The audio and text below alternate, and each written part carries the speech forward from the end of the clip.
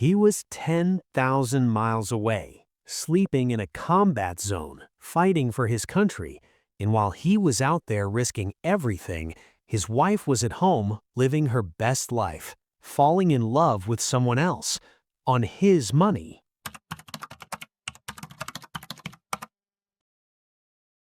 So I am in the army, and I was married to what I thought was the love of my life.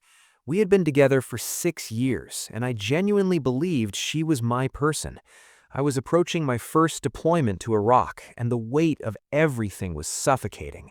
Leaving your home, your wife, your entire life behind for a war zone is not something you just shrug off. It was extremely stressful, and understandably, it had my wife in a panic, wanting me to find any possible way to stay and not deploy. She cried, she begged, she threw every argument she could at me. Obvious things any worried wife would say. Anyways, we had no kids, but both of us desperately wanted them. We talked about using my deployment as an opportunity. I would be making decent combat pay, she would cut her expenses down, and we would wipe out our debt completely so that when I came home, we could finally start the family we always talked about. She calls up her best friend, who lives back home in another state, the same state we are both originally from. Her friend, being the generous soul she apparently was, agrees to let my wife move in and only charge her $300 a month in rent so we could funnel every extra dollar toward the debt. It was honestly a smart, clean plan, and I was genuinely proud of us for thinking it through. I left feeling hopeful. Stupid me. I deploy. She is standing there at the farewell, absolutely falling apart, tears streaming down her face, clinging to me like I might disappear into thin air. She tells me she loves me, she will miss me every single day, and that the moment I get back, we are going to start our family. I believed every single word, because why would I not? This was my wife of 6 years. Fast forward 2 months into the deployment. She starts acting distant. Our scheduled calls, which used to be something we both looked forward to, suddenly feel like she is doing me a favor by picking up. One-word answers, two-word answers, dead silence where there used to be laughter and stories about her day. I know this woman better than I know myself. She is never at a loss for words, ever. Something was deeply wrong, and my gut knew it even before my brain was willing to accept it. Then, one day, out of nowhere, she drops it on me. She says she needs space. Let that sink in for a second. She asked a man who is literally 10,000 miles away, sleeping in a combat zone, for space.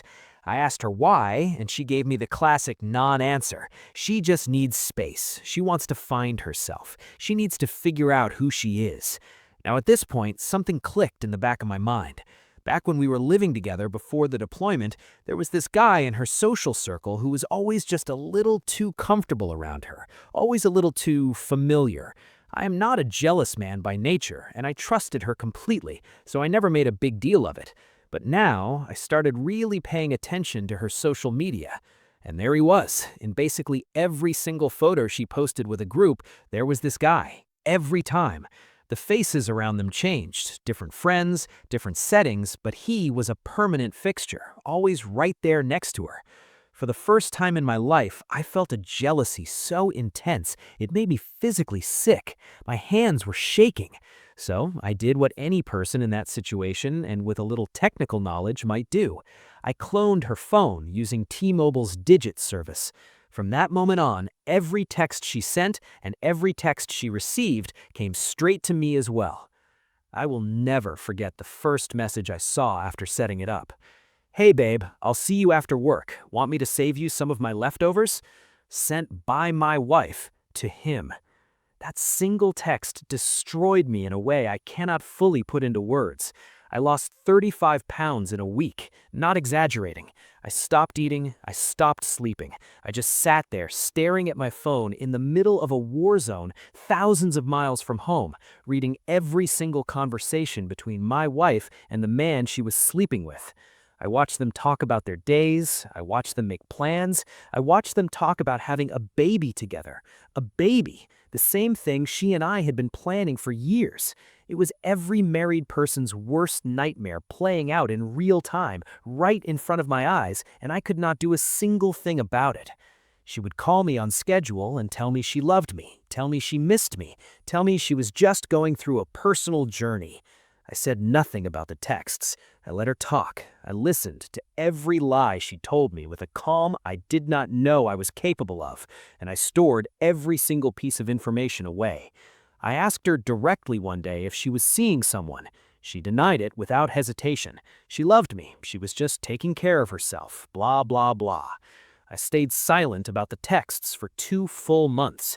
Then, slowly, over time, the guilt must have started eating at her because she finally admitted it. She admitted the cheating. And then, and this is the part that really buried itself into my chest like a knife, she told me he was better than me. Better in bed, better at treating her, better at giving her what she wanted. She actually said that to her husband, who was deployed to a combat zone. During all of this time, she was living rather comfortably off my combat pay. She paid off our shared debt, which I will give her credit for, but she also got matching tattoos with him. Love tattoos. She went to concerts with him, bought new clothes and shoes, lived her best life while I was eating dust in a rock, watching their text conversations on a burner. So the moment I decided enough was enough, I got to work. I put a freeze on the bank account for a full month. During that time, I went through every single account we shared, every email, every subscription, every login, and changed every password to terms so specific and obscure that she would never in a million years guess them.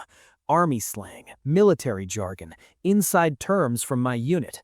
Then I blocked her on Facebook and on my phone completely. No warning, no explanation.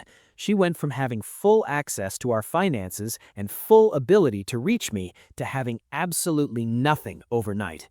The consequences came quickly and they came hard. Her car got repossessed a few months later. She got kicked out of the place she was staying.